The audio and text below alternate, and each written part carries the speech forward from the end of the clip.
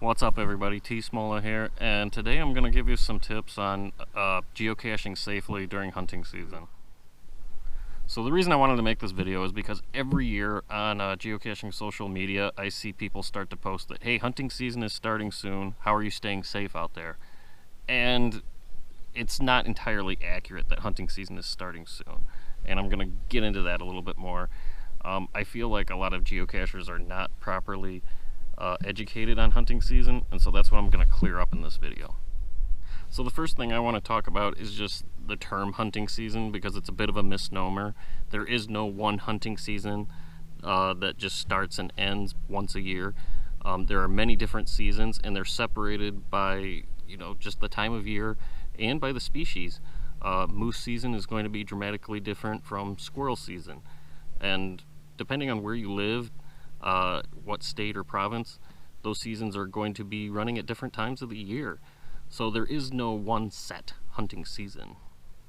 The other thing to keep in mind is that there are some species on which there is no closed season. Talking about stuff like pigeons, crows in many states, prairie dogs, coyotes. Those are often, there's no closed season on them. They're open year-round. The other really big one, if you happen to live in Texas, is feral hogs.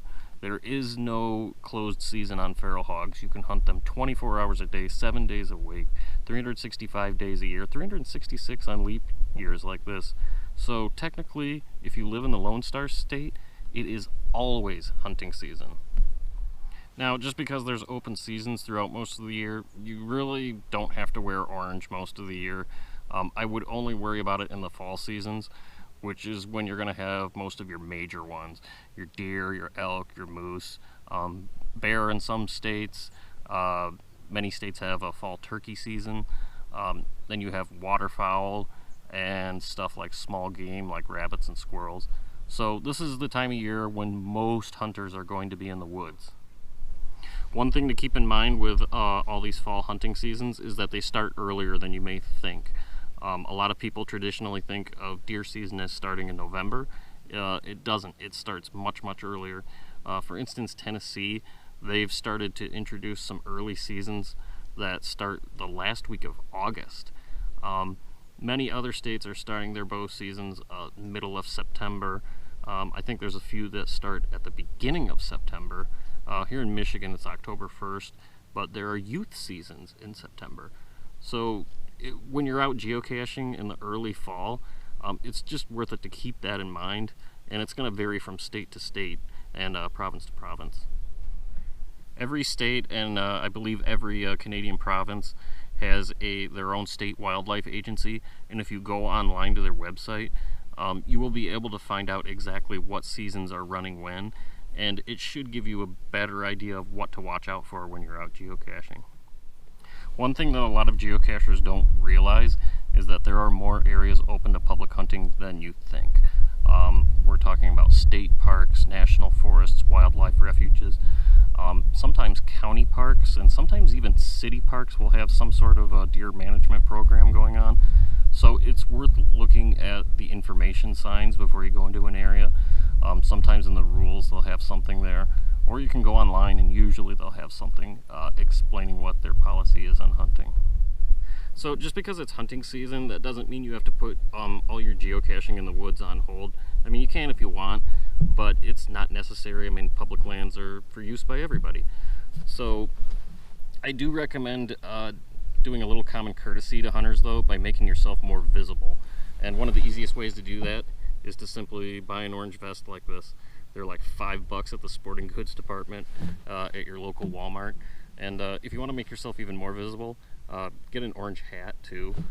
You can get away with just the hat, but I recommend the vest just because it's going to be easier and it's going to be a lot faster for them to see you. So a lot of people think that blaze orange is all about making sure that a hunter doesn't mistake you for an animal, and that's part of it, but a responsible hunter is never going to shoot at movement anyway. But there's another really good reason to wear orange, and this is just a hypothetical scenario.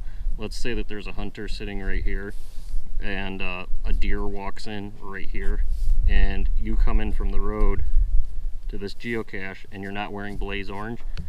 and they shoot in that direction, that is a really dangerous scenario. And this sort of thing has happened with hikers before. It's very, very, very, very rare, but that is a very good reason to wear blaze orange, so that when they sight down that deer, they see you and they realize that this is not a safe shot to take.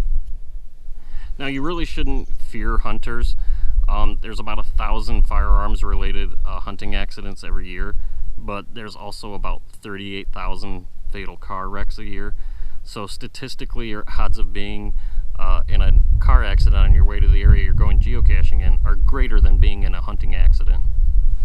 One of my best tips for staying safe during hunting season is to stick to established trails as much as possible. A lot of public hunting areas have rules, and it's usually some arbitrary number of about 100 yards or so that a hunter has to be off the trail. They can't be sitting right on the hiking trails. So you should be really safe if you stick to those. I would save the bushwhacking for either the spring or the late winter when most hunting activity has slowed down. Depending on where you're at in the US or Canada, the most likely scenario of encountering a hunter here in the Midwest is they're probably going to be in a tree stand, and they'll be about 20 or so feet up, so just kind of keep an eye on the tree line when you're hiking through the woods. If you live in a western state like let's say Colorado, Wyoming, you're more likely to encounter hunters on foot trying to spot and stalk their quarry, and they'll usually be a little bit easier to spot. I believe I mentioned it earlier, but hunters are not always going to be wearing orange, especially during the bow seasons. So it is possible that you might walk up on one at some point while you're out geocaching. If this happens, you know, just kind of wave an acknowledgement that you see them, and I would just back out of the area and just come back another day. That's probably the best way to go about it.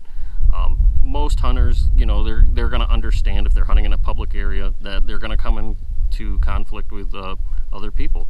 That's just the nature of public land. But I do think it's a little bit courteous to give them this time, because they don't have as much time to do this as we do geocaching all year round. Another way to avoid hunters completely, and this is only going to be an option in a few states, is to take advantage of blue laws. Now, there's only about 5 or so states, I think, that have blue laws that prohibit hunting on a Sunday these days, and lawmakers are slowly chipping away at those. But if your state prohibits hunting on a Sunday, I would say that that is a great time to go into the woods and do some geocaching. So that's really all you need to know to geocache safely this time of year. There's really no reason to fear going into the woods. Just wear some proper safety colors and just use some common sense, and you should be good. If you have any other questions about this subject, drop them in the comments below. I write about this stuff for a living, so I'd be more than happy to answer them. So anyway, I hope you guys found this video helpful. Thanks for watching, and I'll see you next time.